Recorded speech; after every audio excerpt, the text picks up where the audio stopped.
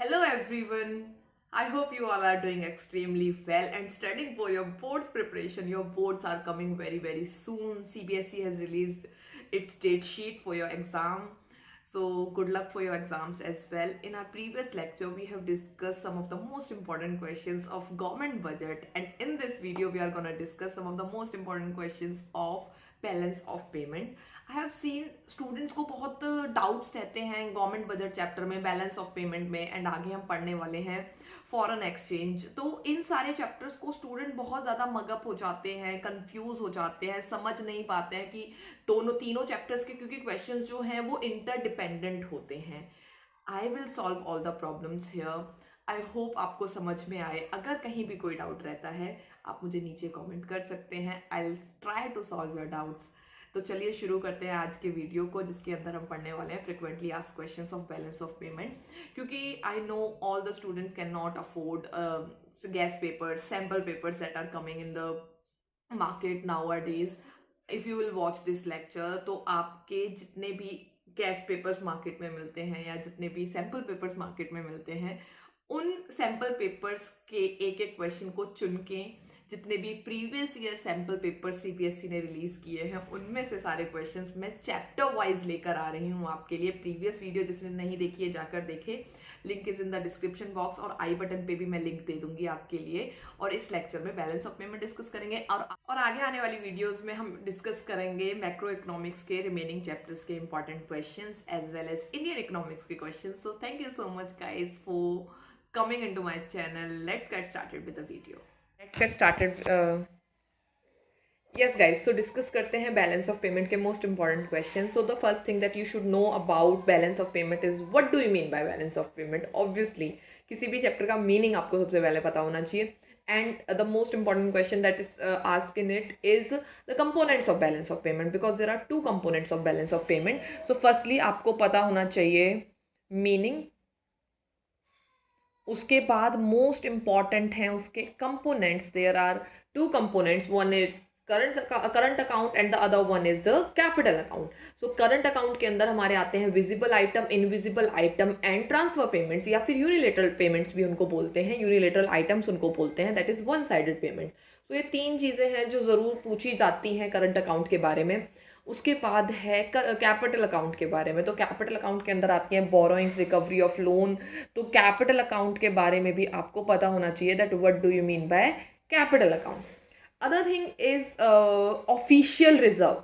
2 marks या 3 marks में important पूछ लिया जाता है that what do you mean by official reserve, explain it. So official reserve क्या है? जितनी भी किसी भी कंट्री के अंदर मनी जनरेटिंग एजेंसीज होती हैं, फॉर एग्जांपल गवर्नमेंट या फिर RBI that is central bank, वो जो अपने पास रिजर्व रखती हैं वो उसे बढ़ाती हैं या घटाती हैं, that is called official reserve. तो official reserve most of the student छोड़ देते हैं. द रीज़न इज़ क्योंकि उनको समझ में नहीं आता है कि ऑफिशियल रिजर्व क्या है, क्यों पूछा गया है, मतलब something like this. So official reserve को आपने ज़रूर पढ़ना है, ठीक है, कि ऑफिशियल रिजर्व क्या होता है. Okay. Other question is autonomous and accommodating item. Difference between autonomous item and accommodating item. ये सबसे इंपॉर्टेंट क्वेश्चन है, बच्चों को बिल्कुल समझ में नहीं आता है ऑटोनॉमस एंड अकोमोडेटिंग आइटम क्या होता है. सो अगर आपको कोई दिक्कत है ऑटोनॉमस और अकोमोडेटिंग में, तो आप मुझसे पूछ सकते हैं autonomous and accommodating item. So autonomous items होते हैं जो प्रॉफिट मेकिंग के लिए कोई भी कोई भी कंट्री करती है, एक कंट्री से दूसरी कंट्री में एक्सपोर्ट और जो इंपोर्ट किया जाता है प्रॉफिट मेकिंग के लिए, that is called autonomous item. But accommodating item is not done for the profit motive. ये बैलेंस ऑफ पेमेंट के आइदर सरप्लस और डेफिसिट जो भी सिचुएशन आती है उसको बैलेंस करने के लिए ये आइटम्स को यूज़ किया जाता है.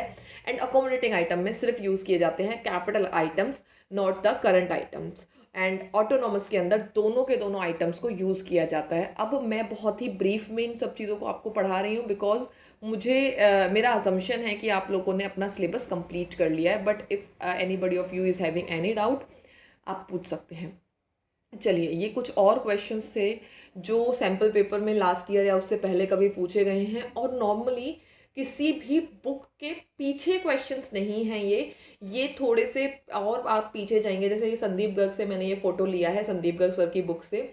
उसमें पीछे जब बुक का एंड होता है वहाँ पे ये क्वेश्चंस दिए हुए हैं, सैम्पल पेपर में तो ऑब्वियसली पहले दिए हुए हैं, लेकिन बच्चा जो है वो ऐसे क्वेश्चंस को छोड़ देता है, क्योंकि अगर मैं बैलेंस ऑफ पेमेंट की बात करूँ तो बैलेंस ऑफ पेमेंट में बनते हैं मोर और less 5 to 6 questions. One is meaning, component, invisible item क्या होते हैं, विजिबल आइटम क्या होते हैं, ऑटोनोमस अकोमोडेटिंग आइटम, एंड उसके बाद ऑफिशियल रिजर्व है, एंड दैट्स इट। ये जो नॉर्मल क्वेश्चन हैं पूछ लिए जाते हैं, लेकिन जब वैल्यू बेस्ड क्वेश्चन या फिर केस स्टडी बेस्ड क्वेश्चन बनेंगे, so that will be like this. You can see, according to the recent media report, USA has accused China to currency devaluation to promote its export. Means USA ने एक report निकाला है जिसके अंदर China की currency devalue होने वाली है। In the light of the given media report, comment how export can be promoted through the currency devaluation. अब अगर ये क्वेश्चन देखा जाए तो देख के लगता है फॉरेन एक्सचेंज का क्वेश्चन है, बिकॉज करेंसी डिवैल्यूएशन की बात की गई है, लेकिन this is a question from balance of payment. So currency devaluation की बात की गई है यहाँ पे। आप एक जो स्टैंडर्ड आंसर दिया हुआ है मैं आपके लिए वो रीड कर देती हूँ। USA has a valid point of argument as devaluation of a currency encourage export of a country as exported goods become cheaper in the international market, giving a competitive edge for the goods of the domestic country. Devaluation of the value of domestic currency promote the export of a currency and may adversely impact the production and sale of the importing country. Means China के पास अब यहाँ पे एक advantage आ गया है कि वो more of the goods को एक्सपोर्ट कर सकता है, क्योंकि उसकी करेंसी की वैल्यू जो है वो डीवैल्यू हो गई है, थोड़ी कम हो गई है। डीवैल्यू होने का मतलब है कि करेंसी की वैल्यू कम हो गई है। अब उसका सामान इंटरनेशनल मार्केट में सस्ता मिलेगा।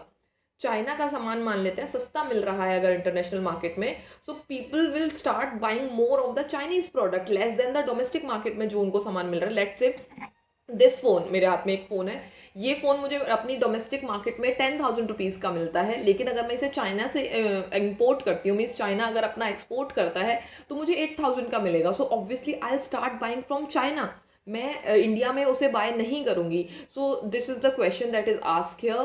फॉरेन एक्सचेंज का क्वेश्चन लग सकता है, लेकिन ये क्वेश्चन है बैलेंस ऑफ पेमेंट का, एक्सपोर्ट इम्पोर्ट से रिलेटेड है, तो ऐसे क्वेश्चन आपसे पूछे जाने की पॉसिबिलिटीज़ ज़्यादा हो जाती हैं।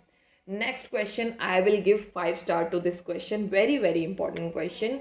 What is mean by current account deficit and current account surplus? State their significance. Means हमने अभी बात किया था बैलेंस ऑफ पेमेंट के अंदर करंट अकाउंट होता है, दूसरा कैपिटल अकाउंट होता है। तो यहाँ पे इन्होंने पूछा है कि अगर करंट अकाउंट में मेरे जो इम्पोर्ट्स हैं वो कम हो जाते हैं एक्सपोर्ट से, या एक्सपोर्ट ज़्यादा हो जाते हैं इम्पोर्ट से, मतलब कभी डेफिशिट आ जाता है या सरप्लस आ जाता है, सो उस केस में मुझे क्या करना है, ज़रा बताइए, सिग्निफिकेंस बताइए उस केस का। बहुत मिनिमम वर्ड्स में इसका आंसर किया गया है। चलिए एक बार रीड कर लेते हैं। Current account deficit is a situation when the receipt on the current account are less than the payments. Receipt का मतलब है एक्सपोर्ट से जो पैसा आया वो कम था और हमने अपनी कंट्री में से इम्पोर्ट ज़्यादा किया है, मतलब मंगाया हमने ज़्यादा सामान है और भेजा ज़्यादा है, तो मेरे को डेफिशिट हो गया। मतलब मैं आपको इसको अगर न्यूमेरिकल फॉर्म में बना के दिखाऊं, सो ये this is my current account in under balance of payment, और इसके अंदर जो एक्सपोर्ट था, मतलब जो मुझे पैसा मिलना था दैट इज़ लेट से 100 है, और जो इम्पोर्ट को मेरे को पैसा पेमेंट करना था विच इज़ 120, तो मुझे 20 रुपीज़ का यहाँ पे लॉस होता दिखाई दे रहा है आपको, विच इज़ डेफिशिट। 20 रुपीज़ का मुझे डेफिशिट हो रहा है। सो ये जो मेरे 20 रुपीज़ हैं, this is called current account deficit. लेकिन इसी सिचुएशन को अगर मैं उल्टा कर देती हूँ कि 120 रुपीज़ का मैंने एक्सपोर्ट किया है, 100 रुपीज़ का मैंने इम्पोर्ट किया है, so this is a situation of surplus, क्योंकि 20 रुपीज़ मैंने एक्स्ट्रा अर्न किए हैं। सो इस सिचुएशन के बारे में यहाँ बात की गई है। चलिए देखते हैं आगे क्या लिखा हुआ है। In simple word, current account deficit arise when the value of export of goods and services is less. Export की वैल्यू लेस है और इम्पोर्ट ज़्यादा है। ऑपोजिट अगर बात करते हैं तो सरप्लस हो जाएगा, सरप्लस में export is more than the import. So in simple words, current account deficit arise when the value of export, ठीक है, आप पढ़ लीजिएगा इसे, आप स्क्रीनशॉट ले सकते हैं, या फिर if you have Sandeep Garg sir की बुक है आपके पास, सो आपके लिए बहुत आसान हो जाएगा क्योंकि उस बुक के अंदर ये है। ओके, आगे बढ़ते हैं और क्वेश्चन देखते हैं। Which transaction determine the balance of payment, balance of trade when is balance of trade is surplus. Balance of trade का मतलब होता है, मैंने आपको 3 आइटम बताए थे, visible item, invisible item and unilateral transactions. So जब मैं सिर्फ और सिर्फ विजिबल आइटम के साथ एक अकाउंट बनाती हूँ, that is called balance of trade, तो उसके अंदर सरप्लस कैसे आएगा या उसमें कैसे हम काम करेंगे, इसके बारे में पूछा गया है। Define trade surplus, how it is different from current account surplus. So trade surplus का सेम मीनिंग है बैलेंस ऑफ ट्रेड से। बैलेंस ऑफ ट्रेड जब मैं बनाऊंगी तो वहाँ पे जो सरप्लस आएगा that is called trade surplus. लेकिन बैलेंस ऑफ ट्रेड के अंदर मैंने सिर्फ गुड्स लिए हैं, विजिबल आइटम लिए हैं। बट जब मैं तीनों आइटम लेती हूँ, visible item, invisible item and balance unilateral transaction, तो उन तीनों को जोड़ के जो मेरा सरप्लस आता है that is called current account surplus. And जब सिर्फ और सिर्फ विजिबल आइटम्स को जोड़ के आता है that is called trade surplus.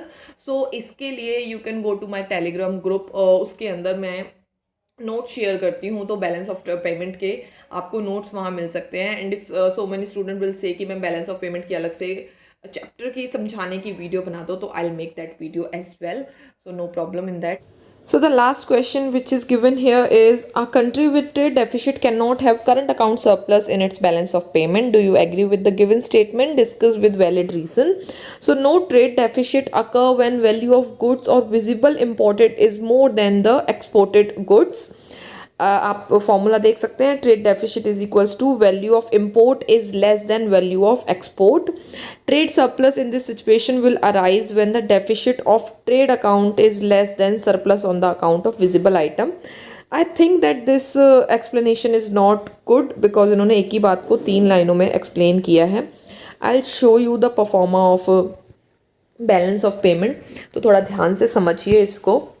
चलिए मैं आपके लिए बैलेंस ऑफ पेमेंट बना देती हूँ, BOP balance of payment. This is the receipt side. And जब हम रिसिप्ट साइड बनाते हैं सो उसके अंदर हमें सबसे पहले हम गुड्स लिखते हैं, means export of goods and import of goods. Okay, so here import of goods written and here import of export of goods written. So अगर गुड्स की वजह से जो डेफिसिट आता है, लेट्स से मैंने 100 रुपीज़ की गुड्स को एक्सपोर्ट किया है और इम्पोर्ट किया है 80 रुपीज़ की गुड्स को, तो या 180 रुपीज़ की गुड्स को, तो यहाँ पे मेरे को 80 रुपीज़ का डेफिसिट आ गया जिसको मैं बोलूँगी ट्रेड डेफिसिट।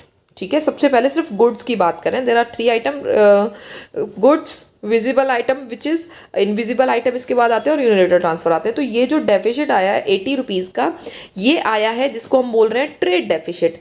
इसके बाद अगर मुझे बनाना है पूरा का पूरा करंट अकाउंट, तो सबसे पहले मैं गुड्स लिखूंगी विच इज़ विजिबल आइटम, फिर मैं सर्विसेज लिखूंगी विच इज़ इनविजिबल आइटम, फिर मैं यूनिलैटरल ट्रांसफर लिखूंगी। और जब इन तीनों की वजह से जो सरप्लस या डेफिसिट आएगा that is called current account deficit या current account surplus.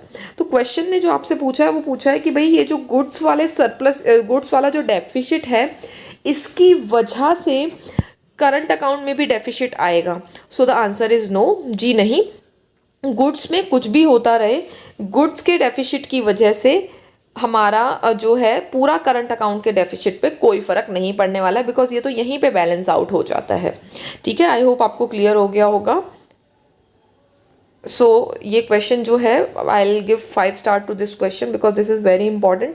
CBSE all India 2019 में ये पूछा गया है और भी बहुत सारे सैम्पल पेपर्स में ये क्वेश्चन पूछा गया था। तो that's why I am giving this question 5 star rating दे रही हूँ मैं इसको, 5 स्टार दे रही हूँ, वेरी इंपॉर्टेंट है।